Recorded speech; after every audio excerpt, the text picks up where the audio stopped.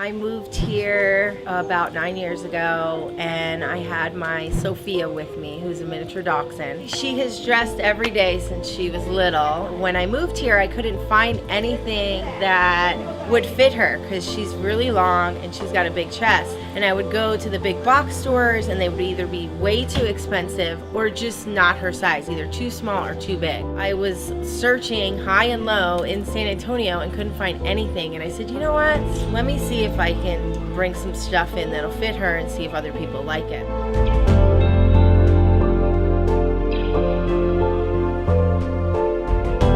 I started at Trader's Village Flea Market. Got a little booth for 15 bucks. Started with 2 tables, some bones, a couple outfits, and some collars, and it went from there.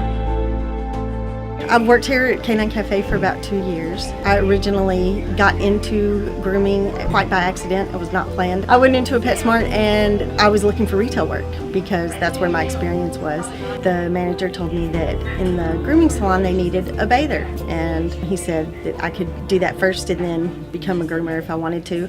And so I was kind of like, well, I've never done that before, so I took the job, and that's how I got started.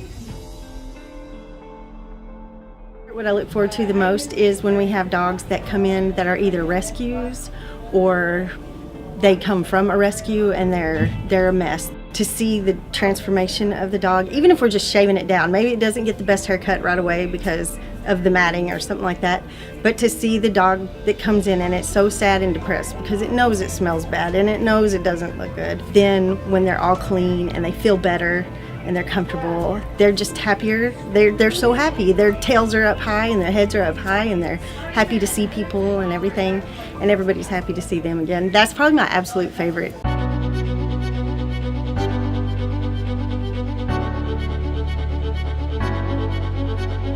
I have officially become the largest pet boutique in San Antonio, so I like to offer a really different array of pet products that not your average store would carry. We have the harnesses and the leashes and the collars like everybody else has, but ours are a little bit more blingy.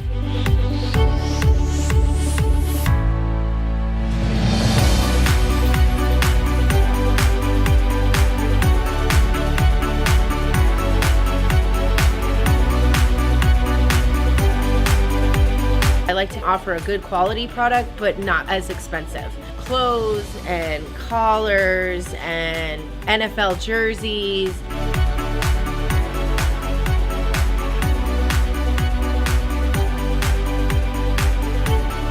Those are our licensed jerseys, and we do hold a license for a lot of jerseys. We actually just got the license in January for a whole new set of colleges, including UTSA, which is great because that's obviously right here in San Antonio, but I can get University of Houston, Baylor, TCU, and a lot of other the smaller universities that the bigger license doesn't carry, so it took me a little bit longer to get that license, but we do carry it. This is Taco, and he had his nails done today. Happy dog, aren't you?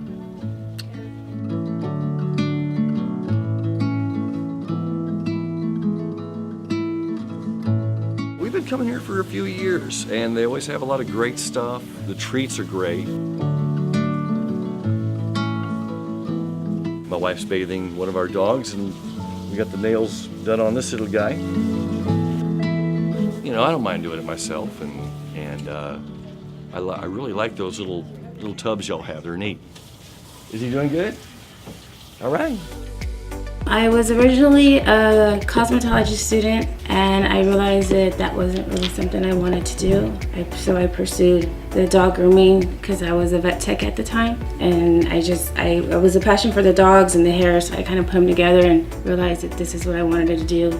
My favorite part is seeing the transformation in the dogs and the excitement of the customers. Build a lot of customer relationships with them and their dogs, and definitely more with the dogs. It's not even a job at this point, you know, it's just something natural that I love to do. It's not even work, like it's awesome.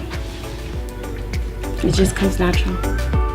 My customer base is literally all over Texas. I have some customers that drive all the way from Houston to come here just to get with my products because they can't find them anywhere else, and they want to try it on their dog, not just buy it online and get the wrong size. It's really nice to have loyal customers like that.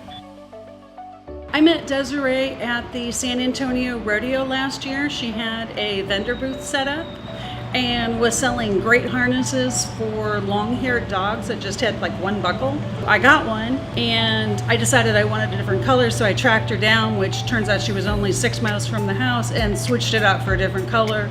Then got to see the store and the grooming, and I was hooked. I will come here regardless of how far I have to drive. She has no kennel time, her groomers are experienced, they're professional. You get in, you get out, your dog looks gorgeous.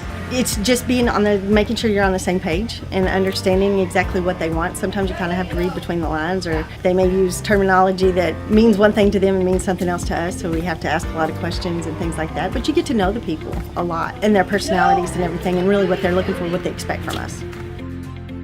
The colors, I just wanted to go with something that was really boutique-y. My logo was always the yellow and white, and I needed a color that would really go well with the yellow, and I chose turquoise, and I just ran with it. I hand painted every stripe inside of the store. I incorporated all of my print media, website, grooming salon, and everything else in my store to coincide with those colors. We've used it since day one. We've tweaked it a little bit. I wanted to have the bone in the mouth, and the miniature dachshund is my Sophia. It's her face.